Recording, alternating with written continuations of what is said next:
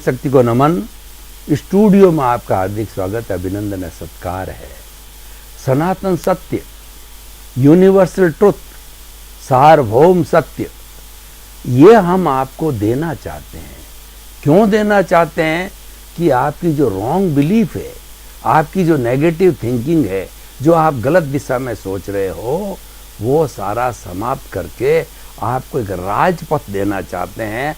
आपको एक real thinking देना चाहते हैं, जिसको सम्यक दर्शन कहते हैं, जिसको राइट विजन कहते हैं। और वह जब एक बार व्यक्ति को मिल जाता है तो वह अपनी मंजिल सही दिशा में आगे से आगे बढ़ाता जाता है। यानी हम ये सारा कार्य आपको परमानेंट सुख देने के लिए कर रहे हैं, उसकी नींव लगाना चाहते हैं, ताकि आने वाले जन्मों के अंदर आपको ब्लिस मिल जाए, आप अमर हो जाओ। तो भाई और बहनों, ये सारा कार्य हम अलग अलग विषयों के माध्यम से करते हैं। तो आज का हमारा बहुत ही सुंदर एपिसोड है, वह है अमृतत्व की ओर। देखिए, हर व्यक्ति जो इस दुनिया के अंदर जन्म लेता है, और हर प्राणी चाहे छोटा या बड़ा हो, जन्म लेने वाला हर प्राणी सुख चाहता है, कोई दुख नहीं चाहता है। और फिर भी दुख हो जाता है, क्योंकि वो उसी का किया हुआ है, इस कारण उसको मिल जाता है। लेकिन चाहता वह सारा सुख है। तो सुख प्राप्ति करने के लिए हमको क्या करना पड़ेगा? हमें अमृतत्व की ओर जाना पड़ेगा। जो अमरत्व है वही परमानेंट सुख है, जिसके बाद कोई दुख आता ही नहीं है। इसको ब्लिस कहते हैं, इसको कहते हैं अनंत सुख का धाम कहा जाता है। देखिए कि जब हम जन्म लेते हैं तो जन्म से मृत्यु के बीच का जो होता है हमारा लाइफ स्पान होता है।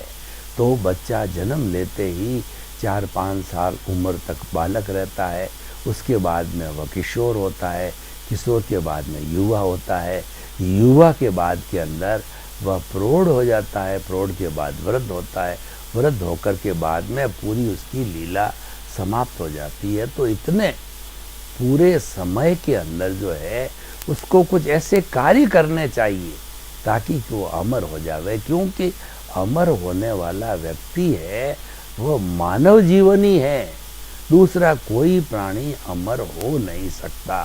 क्योंकि अमृतत्व के लिए जो है हमारे को डेवलप्ड इंद्रिया, मन, बुद्धि, चित्त, अहंकार, आत्मा सब वेल डेवलप्ड चाहिए। और ईश्वर ने और हमारे शुभ कर्मों ने हमको ये मनुष्य जन्म दिया है, वह सबसे कीमती जीवन है, सबसे उपयोगी जीवन है। और वही अमृतत्व की ओर जा सकता है, यानी वही मुक्त हो सकता है। ये मुक्ति की अवस्था है, वो अमृतत्व की ओर बढ़ने की अवस्था होती है। देखिए, व्यवहार जगत के अंदर हम देखें कि बहुत से लोग अपना धन कमाते हैं और अपने बाल बच्चों को पालते हैं, बड़ी बड़ी कोठियाँ बनाते हैं, बड़े बैंक बैलेंस रखते हैं और अपना स्टेटस मेंटेन करते हैं। सारा काम जो करते हैं वो एक दायरे में करते हैं, वो जीवात्मा कहलाता है। व्यक्ति अपने ही सुख के अतिरिक्त है, वो कहीं बाहर निकलता ही नहीं है। उसको हम स्वार्थ की चेतना कहते हैं, उसको हम जीवात्मा कहते हैं, उसको हम एनिमल माइंड कहा जाता है। हमारे इस मस्तिष्क की 3 लेयर है। पहली लेयर है वह है एनिमल माइंड, दूसरी लेयर है ह्यूमन माइंड, और तीसरी जो लेयर है वो सेलेशियल यानी देवत्व जो है वो लेयर कहलाती है। तो जो एनिमल माइंड होता है वो केवल मैंने पिया, मेरे बैल ने पिया, कुआं ढहे तो ढहे। वो प्योरली स्वार्थ की बात करता है, अपने स्वार्थ के घेरे से बाहर नहीं निकलता, जीवन भर नहीं निकलता है। अपना घर भरता रहता है, इंद्रिय सुख करता है, मौज करता है, मज़े करता है, मस्ती करता है, दूसरी कोई बात नहीं है, और लीला तक समाप्त हो जाती है। अब देखिए, अमृतत्व की ओर बढ़ने के लिए हमें इस जीवात्मा से आगे चलना पड़ता है वो कहलाती है हमारी अंतर आत्मा। आत्मा वही है, लेकिन उसकी 3 स्टेजेज है, जीवात्मा, अंतरात्मा और तीसरी है परमात्मा। परमात्मा है वो अमृतत्व की ओर है, और परमात्मा जब बन जाता है तब वो अमर हो जाता है। तो उसके आगे बढ़ने के लिए हमारा जो दूसरा दृष्टिकोण है वह जो है जीवात्मा है।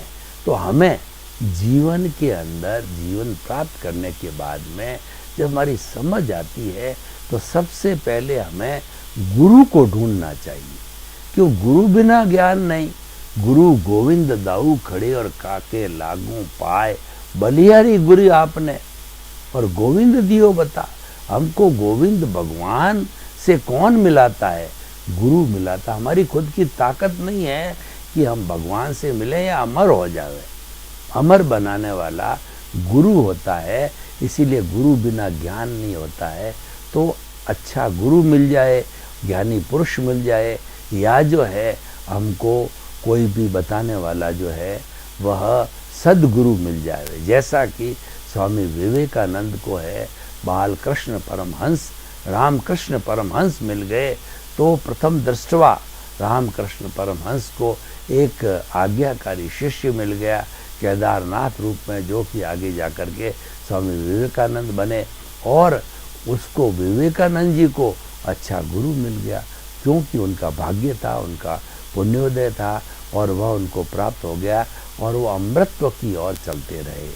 वो इतने अमृतत्व की ओर चले कि जिए तो केवल 36 वर्ष तक, लेकिन उस अमृतत्व में से उन्होंने जो संजीवनी निकाली, जो अमृत निकाला, तो उससे उन्होंने जो दुनिया को दिया वो अजर हो गए, अमर हो गए। हमने 150 वर्ष तो उनके मना लिए, पर आने वाले समय में न मालूम कितनी उनकी जन्म शताब्दियाँ हम मनाएंगे, क्योंकि वो अमर हो गए। तो अमर वह होता है जो दुनिया को कुछ देता है। तो आपके घर में बहुत कुछ भरा पड़ा है, लेकिन आप जो है दुनिया को क्या देते हो? तो वो काउंटेबल है। What you contribute to the society is countable. और ये देखिए कि आदमी अमर वह होता है जो दान पुण्य करता है, जो परोपकार करता है। परोपकार दान से होता है। दान भी 3 तरह का होता है, ये हमको समझना चाहिए। पहला तो होता है संयति दान। संयति दान का अर्थ होता है कोई रियल मायने के अंदर कोई साधु है, सन्यासी है, तो उसको जिस किसकी चीज़ की आवश्यकता होती है, क्योंकि वो तो मांगने वाले हैं, उनके घर नहीं होता, उनकी रसोई नहीं होती, उनके साधु से कोई संबंध नहीं होता है, वो तो घर घर जाकर के मांगने वाले होते हैं। तो मांगने यानी भिक्षा ग्रहण करने वाले होते हैं। तो उनको जो कुछ भी हम उनकी आवश्यकता की चीज़ें देते हैं, सब पुण्य के अकाउंट में आता है। उनको देखिए, उनको जो 9 तरह का पुण्य होता है, अन्न पुण्य, पान पुण्य, लयन पुण्य, शयन पुण्य और मन पुण्य, वचन पुण्य, काया पुण्य और नमस्कार पुण्य। ये 9 तरह के जब हम जितना भी उनको अर्पित करते हैं, वो सारा पुण्य के बंध में पुण्य का अर्जन होता है, क्योंकि वह एक परमात्मा का रूप है। वो अमृतत्व की ओर प्रयाण कर रहा है, और धीरे धीरे वह जब केवली बन जाता है तो अमृतत्व की ओर चला जाता है, वो अमर हो जाता है। क्योंकि केवल ज्ञान प्राप्ति के बाद के अंदर इस दुनिया में कुछ करना शेष नहीं होता है। एब्सोल्यूट जो है हमको नॉलेज हो जाता है, केवल ज्ञान हो जाता है। तो केवल ज्ञान का अर्थ होता है भूत, भविष्य, वर्तमान और जड़ और चेतन की हर अवस्था को जानने वाला। तो ऐसे वो चरम शरीरी के अंदर जो है वह एक प्रभु का रूप हो जाता है। तो हमें उस रूप को प्राप्त करना है, वही अमृतत्व है, वो ही हमारा लक्ष्य है, वो हमको प्राप्त करना चाहिए।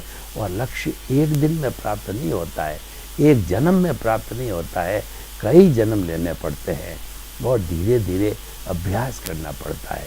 तो हम बात कर रहे थे कि हम सोसाइटी के अंदर अमृतत्व को कैसे प्राप्त करें। उसके लिए हम जो है स्वार्थ की चेतना से परार्थ की चेतना में आए।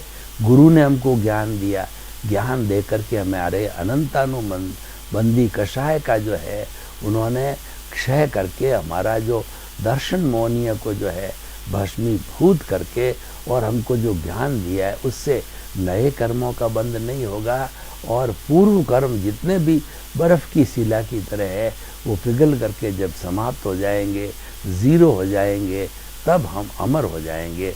तब हम केवल ज्ञान को प्राप्त करेंगे और केवल ज्ञान, केवल दर्शन, फिर केवल ज्ञान और केवल ज्ञान के होने के बाद के अंदर धीरे धीरे व्यक्ति जो है सिद्ध बुद्ध और मुक्त बन जाता है। तो सिद्ध बुद्ध और मुक्त होना है, अर्थ हो गया ये अमृतत्व को प्राप्त करना, अमर हो जाना। तो उसके अमर के लिए हमको पहले अभ्यास करना होता है। तो अभ्यास की अवस्थाएं हम अभी विचार विमर्श कर रहे थे कि दूसरी परार्थ की चेतना, परार्थ की चेतना है live and let others live, परस्पर ग्रो जीवानाम, मैं भी जीऊँ, मेरा पड़ोसी भी जिए और गांव वाले सभी सुख से रहे, आनंद से रहे, विश्व की समस्त जनसंख्या जो है सुखी और आनंदित रहे, ऐसी वसुधैव कुटुंबकम की भावना होती है, वो परार्थ में आती है। और परार्थ के अंदर जो है हम अपने स्वार्थ के साथ साथ में लोक कल्याण की भी बात करने लग जाते हैं। तो ये जो है रास्ता अमृतत्व की ओर जाता है। तो हमें जो है ज्ञान लेना चाहिए, क्योंकि ज्ञान ही आत्मा है, आत्मा ही ज्ञान है। जो कुछ भी हमारा उद्धार करने वाला है वह ये शुद्ध आत्मज्ञान कहलाता है।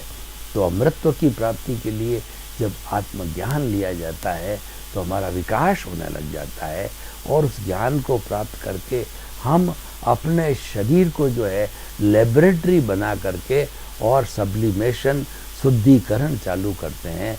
और वह शुद्धिकरण होता है सामायिक आलोचना, प्रतिक्रमण, प्रत्याख्यान के माध्यम से होता है। सामायिक अर्थ होता है कि समता की साधना, गहरे में जाकर के अपने दोषों को देखना। आलोचना का मतलब आपने प्रत्यक्ष अप्रत्यक्ष रूप में जितने जितने दोष किए, जितना जितना लोगों को कष्ट दिया, वो आपका कर्म रज के रूप में, वो आपका राग द्वेष के रूप के अंदर जुड़ा हुआ है आत्मा के साथ में, कॉजल बॉडी के रूप में। तो जो ही जो है हम ये जो है करने लग जाते हैं, हम उसको छोड़ने लग जाते हैं, त्यों ही धीरे धीरे हमारी कॉजल बॉडी है वो साफ होने लग जाती है। तो अब देखिए कि जो व्यक्ति अंतरात्मा में आ गया तो अंतरात्मा में ज्ञान प्राप्त हो गया।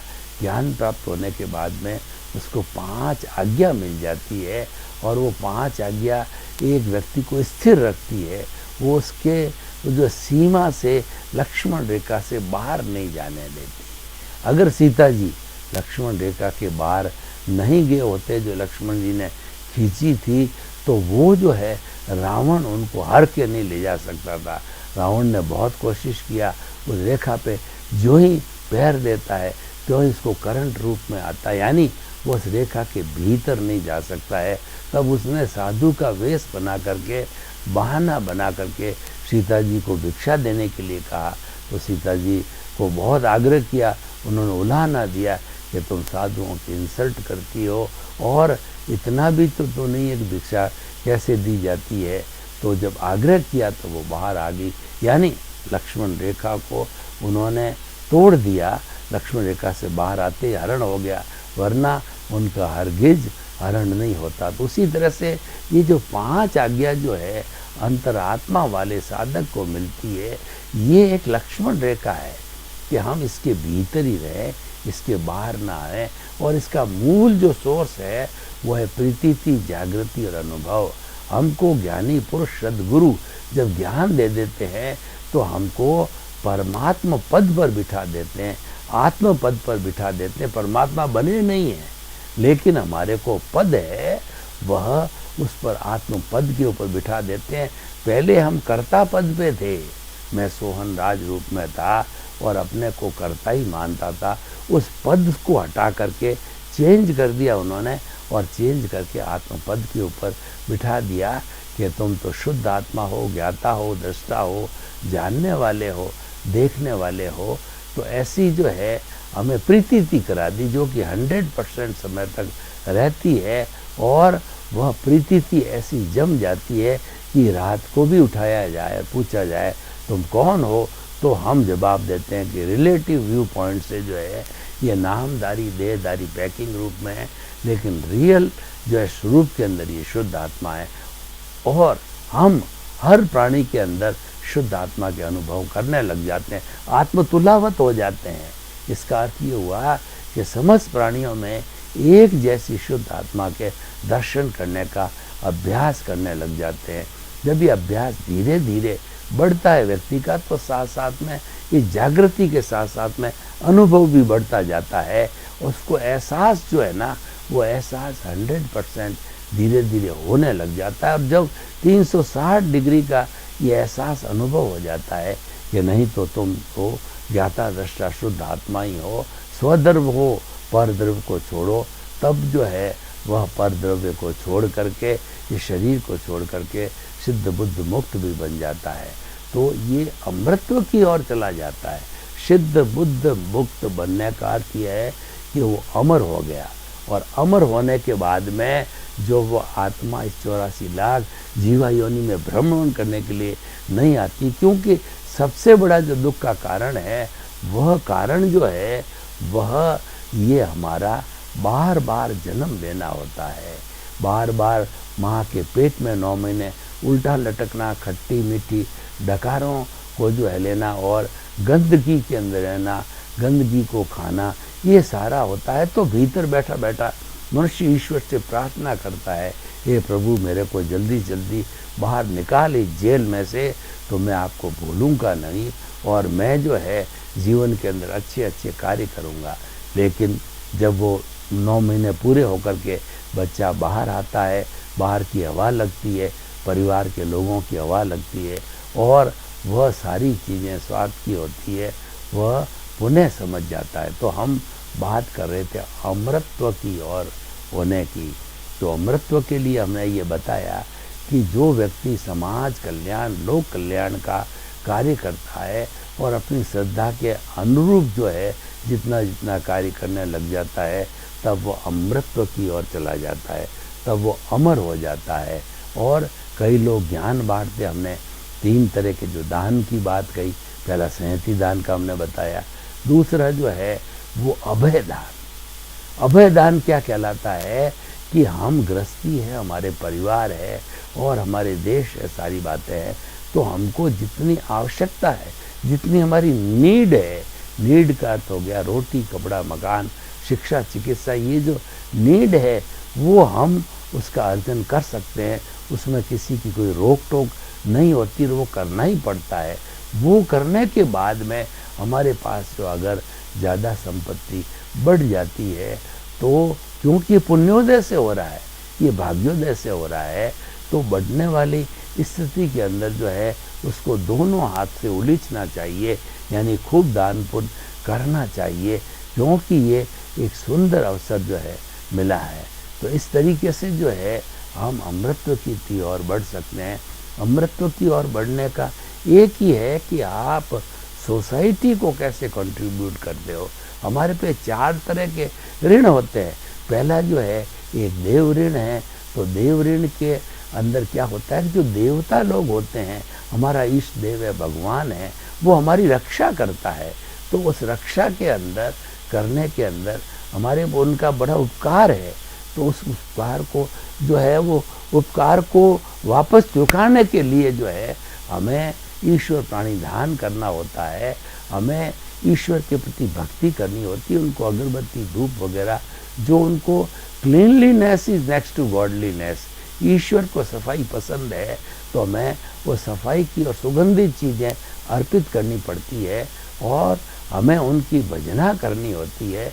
तो उनकी भजना करने से जो है हमारा जो देव ऋण उतरता है। और दूसरा जो हमारा ऋण होता है वो होता है पितृ ऋण। माता पिता ने हमको जन्म दे करके पैरों पर खड़ा किया, तो वो बहुत बड़ा ऋण होता है। और ऐसा कहा जाता है अगर संतान प्रतिदिन माता पिता के चरणों को धो करके और वो पानी पिए तो भी वो ऋण नहीं हो सकता। इतना माँ बाप का ऋण होता है, वह चुकाने के लिए जब माता पिता वृद्ध हो जाते हैं उनको चित्त समाधि पहुंचानी होती है। हमें हमेशा प्रयास करना चाहिए कि उनको किसी प्रकार का कष्ट ना हो, कोई प्रकार की असुविधा ना हो, तो ये पितृ ऋण चुकाया जाता है। और गुरु है वो अज्ञान रूपी जो है अंधकार को मिटाता है, तो इसीलिए उसका नाम गुरु है। और वह हमारा इतना बड़ा काम करता है कि वो अंधकार को मिटा देता है, अज्ञान रूपी अंधकार को। तो उसकी हमें सेवा करनी चाहिए, उसका हमारे पे ऋण है, वो ऋण को चुकाना चाहिए। और चौथा होता है समाज का ऋण। ये सब कार्य हम करते हैं, तो ये सब करने के बाद जो है हम अमृतत्व की ओर बढ़ने लग जाते हैं। और हम जो एक तरीके से जब ये जीवन चला जाता है तो व्यक्ति अमर भी हो जाता है, लोग उसको अमर कर देते हैं, क्योंकि उसके जो डीड्स है, जो कार्य है, वो बहुत समाज कल्याण के, ऊंचे दर्जे के, लोक कल्याण के और जय जगत के कार्य है। तो वो हमें अपने जीवन के एजेंडे के अंदर रखना चाहिए। जो भी कार्य हम समाज के लिए करेंगे वही वास्तव में हमको अमृतत्व की ओर बढ़ाएगा।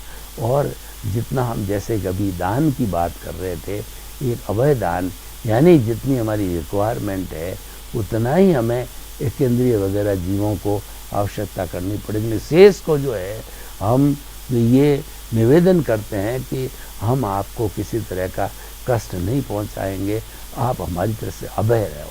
तो ये षट जीव निकाय को अभय दान होता है, ये भी बहुत सुंदर दान है, किया जाना चाहिए। संयति दान, अभय दान, और तीसरा जो दान होता है वो ज्ञान दान होता है। ज्ञान दान का अर्थ होता है सद्ज्ञान आपको देना, मैं आपको सनातन सत्य दे रहा हूँ, तो ये भी जो है एक अच्छा ज्ञान दान है। और जितना प्रवचनों के, स्पिरिचुअल प्रवचनों के माध्यम से दिया जा रहा है, ये भी ज्ञान का दान है। तो ये तीन तरह के दान करने से हम अमृतत्व की ओर जाते हैं।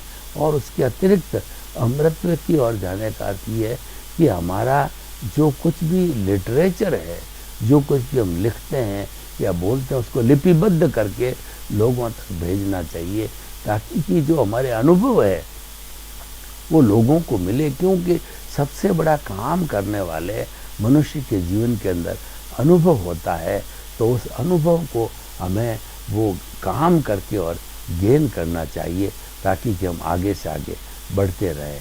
तो भाई और बहनों, हम अब इस एपिसोड को ओपन टू द ऑडियंस करते हैं, यानी ऑडियंस के समक्ष जो है हम इसको रखते हैं, तो हम पता करते हैं इनकी क्या जिज्ञासा है और जो इन्होंने प्रस्तुति कैसे दी है, ये क्या जानकारी करना चाहते हैं। इन सब बातों का जो है हम ध्यान करते हैं, और इनका ध्यान करके और जनता के द्वारा जो कुछ भी चीज़ें आती हैं उनका पूरा सॉल्यूशन दिया जाता है। तो इस तरीके से जो है यह भी एक बहुत बड़ा ज्ञानदान है, इसका उपयोग है हमें करना चाहिए। तो भाई और बहनों, अब देखिए कि हम बात करें कि हम अमृतत्व की ओर कैसे बढ़ सकते हैं। तो उसके बढ़ने के लिए मूल बात यह है कि हमें अपने चेतन की, अपने स्वरूप की जो है धीरे धीरे अवगति होने लग जानी चाहिए। और अवगति लेने के बाद के अंदर उसके कल्याण के लिए उसके साथ जो कषाय है, कॉजल बॉडी है, कर्म शरीर है, लिंग शरीर जुड़ा हुआ है, उसको संपूर्ण समाप्त करना, या संपूर्ण निर्जरा का अर्थ होता है मुक्ति की ओर जाना। तो हम जो है वह अपने खुली मुक्ति से उस ओर जा सकते हैं। तो देखिए ये सारा जो कार्य है जो अमृतत्व की ओर ले जाता है, वह हमारा कंट्रीब्यूशन टू द सोसाइटी है, कंट्रीब्यूशन टू द इंडिविजुअल है। अगर हमने सेवा के कार्य नहीं किए हैं तो वो हमारा जीवन कोई अमूल्य जीवन नहीं होता है। केवल मात्र जो है हमारी स्वार्थ की चेतना होती है, परार्थ की चेतना बिल्कुल नहीं होती है। तो देखिए कि आज हम निष्कर्ष की भाषा में बात करें, आज इसको पूरा जो है वो ऑडियंस को हम ओपन करें और लोगों की इसके बारे में क्या सजेशन, क्या राय, क्या प्रतिक्रिया जानना चाहें। तो हर व्यक्ति ये चाहेगा कि मैं अमर हो जाऊं, वो अमृतत्व की ओर जाना चाहेगा। इसीलिए हमने विषय लिया है कि अमृतत्व क्या है और व्यक्ति अमृतत्व की तरफ कैसे जा सकता है, ये सब हमें ध्यान देने की आवश्यकता होती है। तो आप अमृतत्व की ओर बढ़े, ऐसे समाज में अच्छे अच्छे कार्य करें। सर्वे भवन्तु सुखिनः, सर्वे सन्तु निरामया। लोक के सब जीवों को सुख मिले, शांति मिले, आनंद मिले और आपके प्रति मंगल भावना